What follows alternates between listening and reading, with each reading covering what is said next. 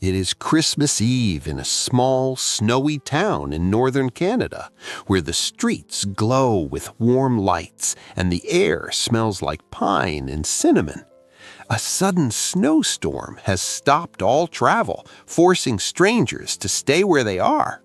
Ethan, stuck far from home, takes shelter in an old community library that stays open for the night. There, he meets Margaret, a retired school teacher who volunteers every Christmas to keep the library open for anyone who doesn't have a place to go.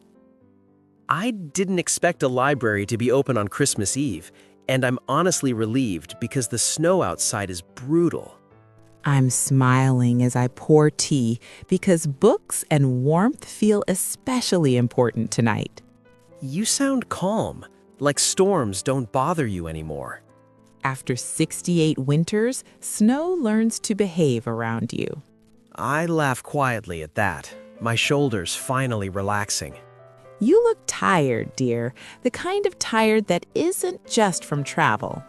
That's accurate, and my voice feels heavier admitting it.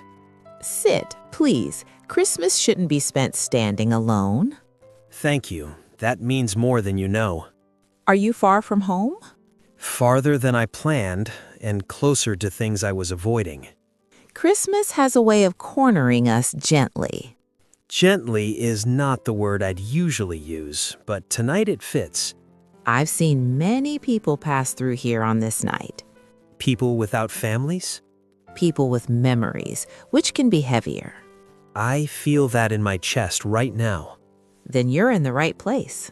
Do you always volunteer on Christmas Eve? Every year since my husband passed. I'm sorry. My voice softens saying that. Thank you.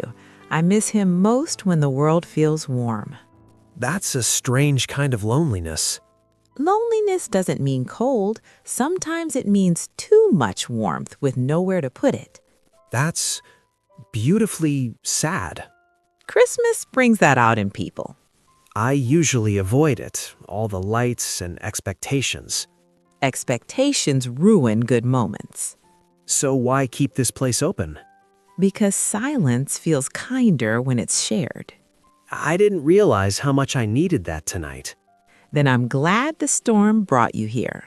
Me too, even if I'm still nervous. Nervous is allowed on Christmas Eve. The tree in the corner is lovely. It's old and imperfect, just like traditions should be. I smile hearing that, genuinely. Stay as long as you like. I think I will. Can I ask you something personal? Christmas invites personal questions. Go ahead. Does it ever stop hurting, losing someone? It changes shape. My voice steadies when I say that. Shape? Some days it's sharp. Some days it's quiet company. I've been afraid of that kind of pain. Fear doesn't protect us. It just delays the living. That's a hard truth. Hard truths keep us honest. Did you celebrate Christmas a lot when he was alive? Oh yes, the house was loud and messy. And now? Now it's quiet, but not empty. I like that distinction. People confuse silence with absence. I've been running from silence. And where has that taken you? Here, unexpectedly. Then perhaps silence won tonight. I laugh softly because you might be right. What did Christmas mean to you growing up? Pressure, mostly, to be happy on schedule. Happiness doesn't follow calendars. I wish someone told me that earlier. I tell my students that every year. You miss teaching?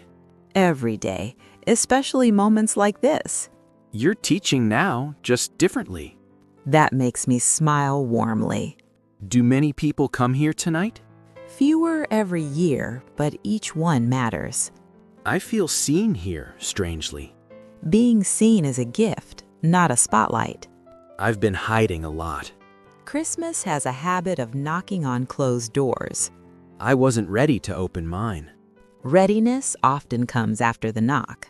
The lights outside look beautiful. Beauty feels louder against darkness. Do you still believe in Christmas magic? I believe in quiet miracles, Like what?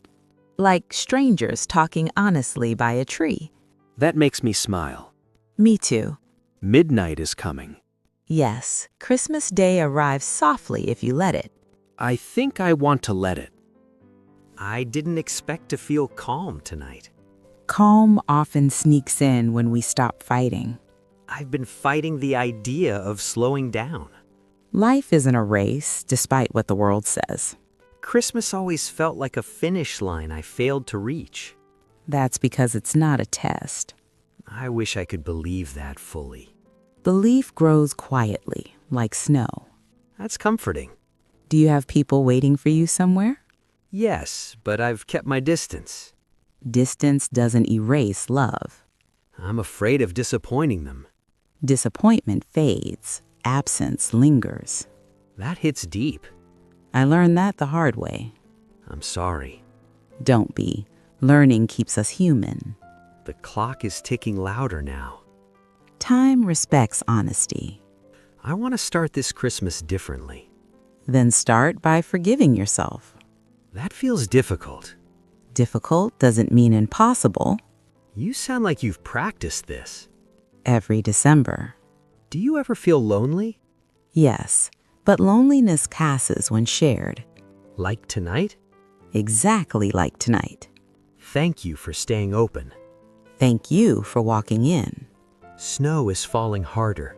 The world is being tucked in. That's a beautiful image. Christmas is full of them if you slow down. Midnight. Merry Christmas, Ethan. Merry Christmas, Margaret. You're not alone tonight.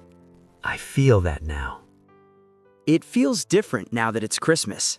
The air always changes a little. I feel lighter, unexpectedly. That's the gift you didn't wrap. I'll remember this night. I'll remember you too. I think I'll call my family tomorrow. That makes my heart happy. Thank you for reminding me what this day can be. Thank you for listening. Will you keep doing this every year? As long as someone might need a warm place. I hope they find you. They usually do. The storm seems calmer now. Storms pass, even the long ones. I'm ready to step back into the world. Take this calm with you. I will. Merry Christmas, wherever you go next. Merry Christmas, and thank you for everything. Go gently. I promise.